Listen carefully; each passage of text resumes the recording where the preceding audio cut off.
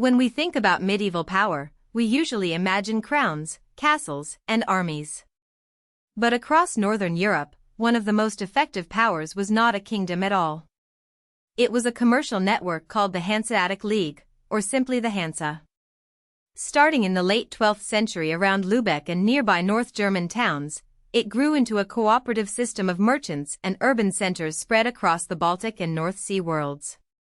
At its height, it connected nearly 200 settlements across regions that now lie in several modern countries, from the eastern Baltic toward the Netherlands, and inland as far as Cologne. What made the Hansa unusual was not just scale, but structure. It had no single ruler and no unified state bureaucracy, yet it could still coordinate trade, secure privileges, and influence international politics.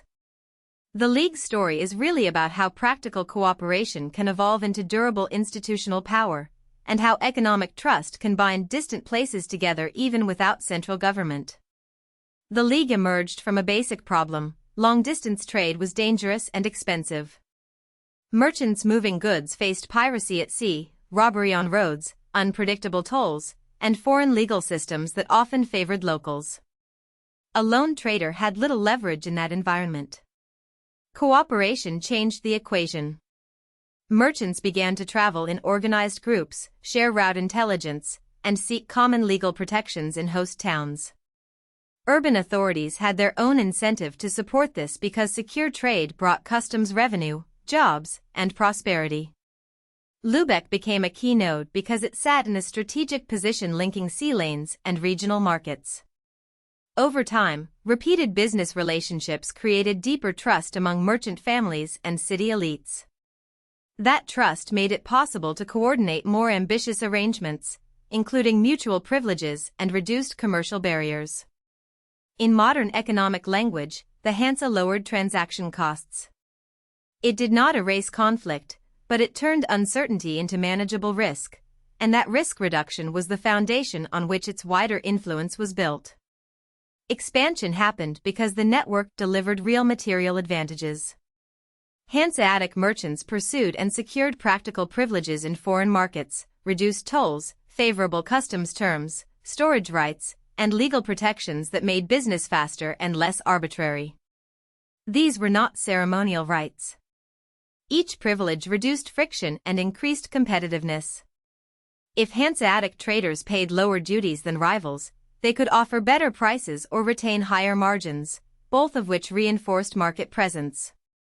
Successful negotiations in one city also improved bargaining power elsewhere, because rulers recognized the economic value of attracting this organized merchant traffic.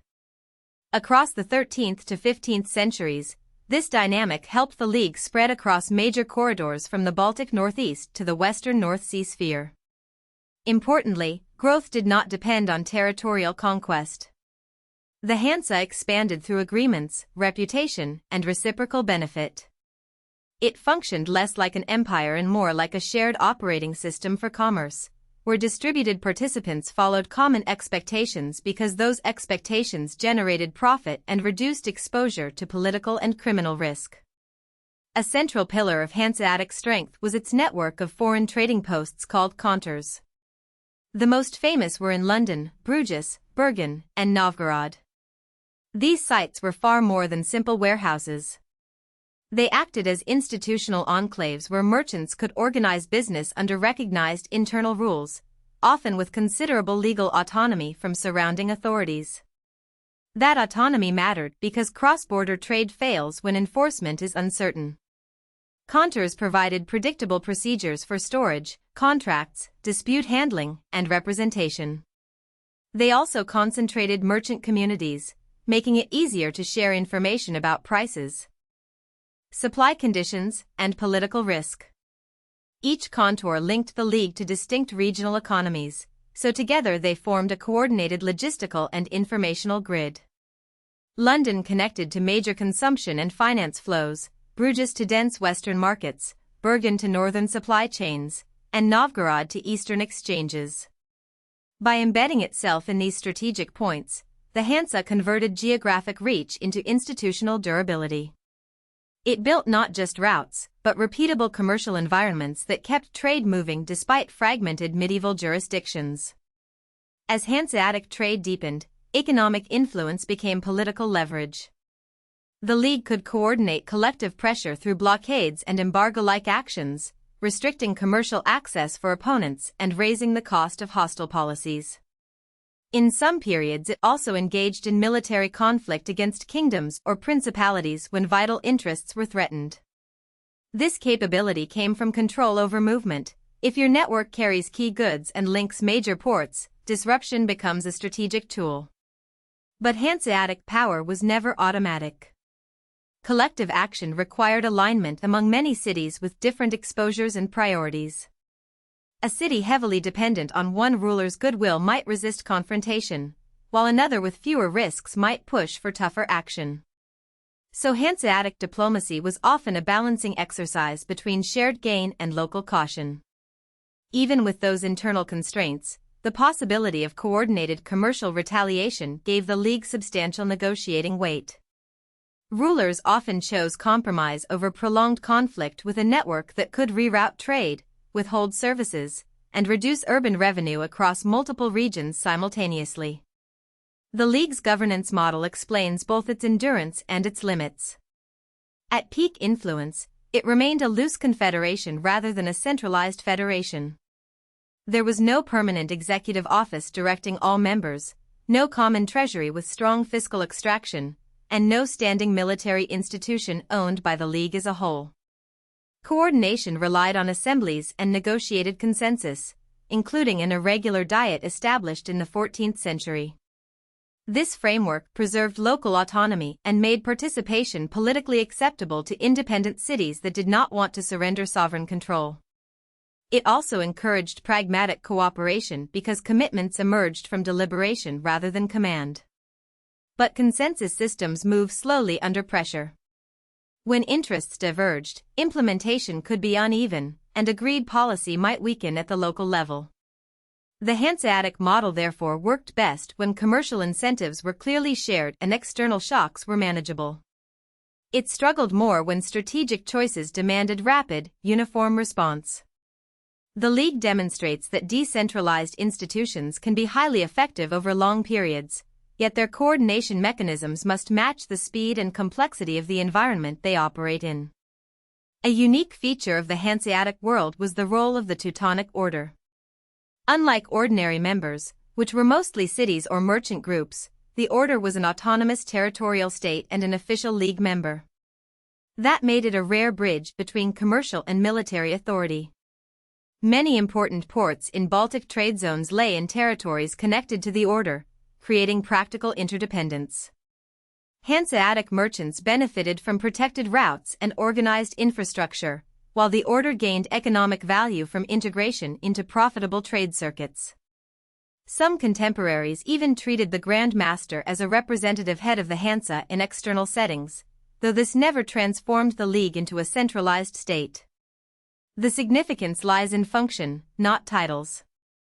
Trade security in the Baltic required both market coordination and territorial enforcement, and the Hanseatic-Teutonic relationship supplied a version of that combination. At the same time, dependence on such political partnerships introduced vulnerability. When regional power balances shifted, arrangements that once stabilized commerce could become points of friction, demonstrating how economic networks are shaped by the security architecture around them. Maritime technology was another critical layer of Hanseatic power. The vessel most associated with the League was the cog, a sturdy medieval ship type frequently shown on seals and civic symbols.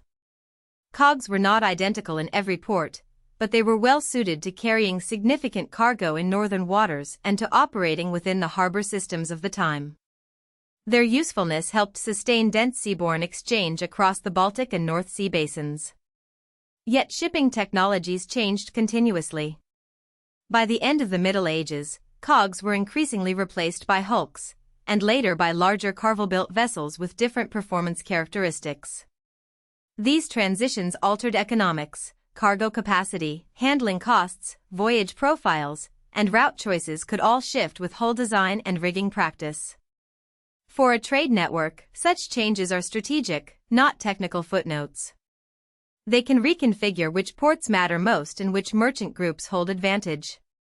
The Hanseatic system adapted for long stretches, but evolving ship technology also formed part of the broader transformations that gradually redistributed commercial leadership beyond traditional Hansa patterns. The decline of the Hanseatic League was gradual and structural. By the mid-16th century, the same loose connections that once made expansion possible became harder to sustain in a changing Europe. Territorial states were consolidating authority, legal regimes were shifting, and commercial competition intensified. Member cities increasingly pursued distinct priorities shaped by local politics and integration into larger realms. Without a strong central fiscal and administrative core, the League had limited capacity to enforce long-range collective strategy when interests diverged. Consensus that had once enabled cooperation now often slowed adaptation. External privileges could be renegotiated under less favorable terms, and Hanseatic bargaining power weakened as alternatives emerged in evolving trade systems. The organization did not collapse in one dramatic event, it unraveled through accumulated erosion of coordination and shared incentives. Formal disintegration in 1669 marked the endpoint of a long process, not a sudden failure. In historical perspective, this trajectory shows how institutional models can remain effective for centuries and still lose coherence when geopolitical scale, market structures, and governance expectations move in new directions. The Hanseatic League matters today because it offers a clear case of network power before modern nation-state frameworks fully dominated Europe. It created cross-border standards, stabilized risky exchange, and proved that merchant cooperation could influence diplomacy, law, and even warfare. Its strength came from practical coordination, trusted relationships, and distributed hubs rather than centralized sovereignty. Its weakness came when that distributed architecture could no longer keep pace with faster political consolidation and changing commercial conditions.